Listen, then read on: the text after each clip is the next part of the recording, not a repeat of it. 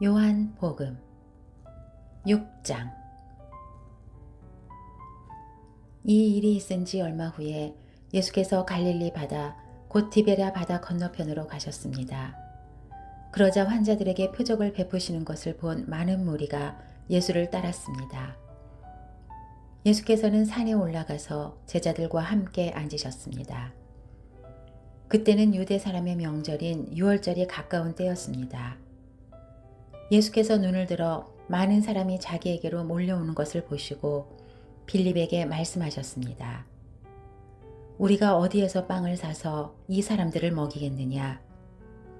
예수께서는 빌립이 어떻게 하나 보시려고 이렇게 질문하신 것일 뿐 사실 자기가 하실 일을 미리 알고 계셨습니다.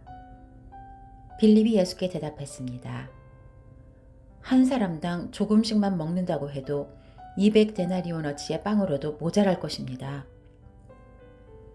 제자들 중 하나이며 시몬 베드로의 동생인 안드레가 말했습니다. 여기 한 소년이 보리빵 5개와 물고기 2마리를 가지고 있습니다. 그러나 이렇게 많은 사람들에게 그게 얼마나 소용이 있겠습니까? 예수께서 말씀하셨습니다. 사람들을 모두 앉히라. 그곳은 넓은 풀밭이었는데 남자들이 둘러앉으니 5,000명쯤 됐습니다. 예수께서는 빵을 들고 감사기도를 드리신 후 앉아있는 사람들에게 원하는 만큼씩 나눠주셨습니다. 물고기를 가지고도 똑같이 하셨습니다. 그들이 모두 배불리 먹은 뒤에 예수께서 제자들에게 말씀하셨습니다. 남은 것은 하나도 버리지 말고 모아두라. 그리하여 그들이 남은 것을 모아보니 보리빵 5개로 먹고 남은 것이 12바구니에 가득 찼습니다. 사람들은 예수께서 행하신 표적을 보고 말했습니다. 이분은 이 세상에 오신다던 그 예언자가 틀림없다. 예수께서는 그들이 와서 강제로 자기를 왕으로 삼으려 한다는 것을 아시고 혼자서 다시 산으로 올라가셨습니다. 날이 저물자 예수의 제자들은 바다로 내려갔습니다. 거기서 그들은 배를 타고 바다를 건너 가버나움으로 향했습니다.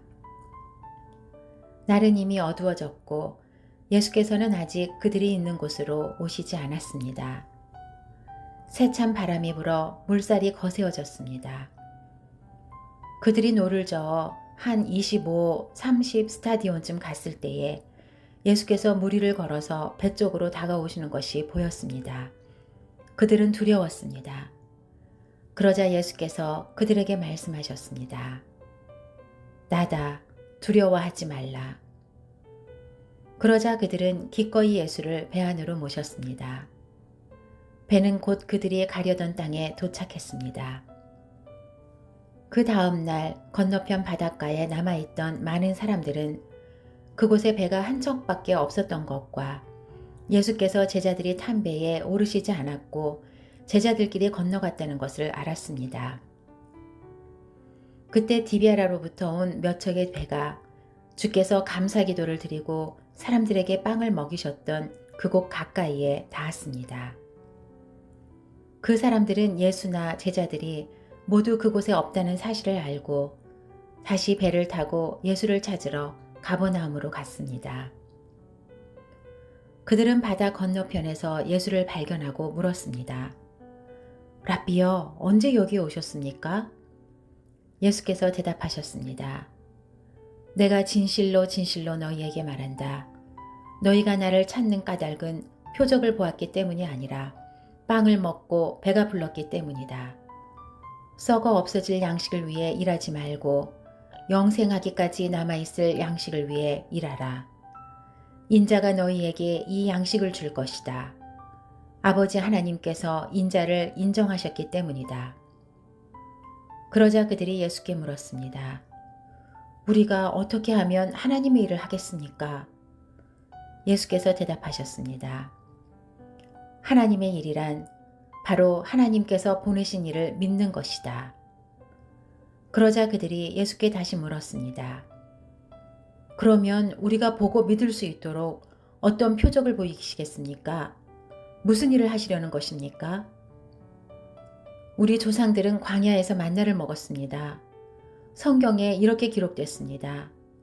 그분은 하늘에서 빵을 내려 그들에게 먹게 하셨다. 예수께서 말씀하셨습니다. 내가 진실로 진실로 너희에게 말한다. 하늘에서 빵을 내려준 분은 모세가 아니다. 오직 내 아버지께서 하늘로부터 참된 빵을 너희에게 내려주시는 것이다. 하나님의 빵은 하늘에서 내려와 세상에 생명을 주시는 것이다. 그들이 말했습니다. 주여, 그 빵을 항상 우리에게 주십시오. 그러자 예수께서 그들에게 말씀하셨습니다. 내가 바로 생명의 빵이다. 내게 오는 사람은 결코 배고프지 않고 나를 믿는 사람은 결코 목마르지 않을 것이다. 그러나 내가 이미 말한 대로 너희는 나를 보고도 여전히 믿지 않는구나. 아버지께서 내게 주신 사람들은 모두 다 내게 올 것이요. 또 내게로 나오는 사람은 내가 결코 내쫓지 않을 것이다.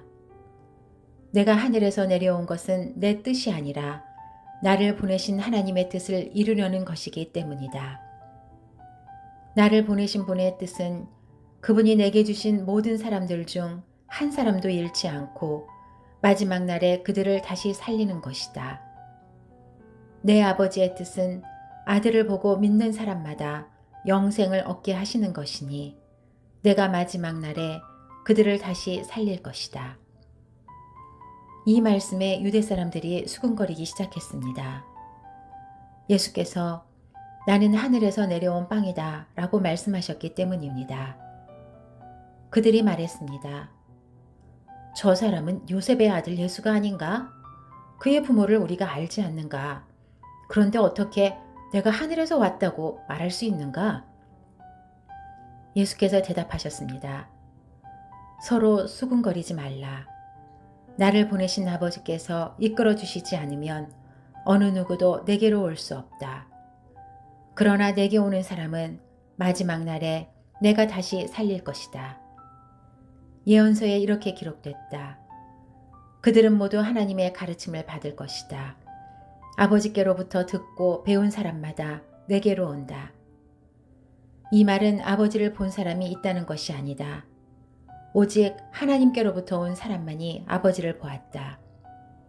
내가 진실로 진실로 너희에게 말한다. 믿는 사람은 영생을 가지고 있다. 나는 생명의 빵이다. 너희 조상들은 광야에서 만나를 먹었지만 결국 죽었다. 그러나 여기 하늘에서 내려온 빵이 있는데 누구든지 이 빵을 먹으면 죽지 않는다. 나는 하늘에서 내려온 살아있는 빵이다. 누구든지 이 빵을 먹는 사람은 영원히 살 것이다. 내가 줄 빵은 곧 세상의 생명을 위해 주는 내 살이다. 그러자 유대 사람들은 자기들끼리 논쟁하기 시작했습니다. 이 사람이 어떻게 자기 살을 우리에게 주어 먹게 한단 말인가?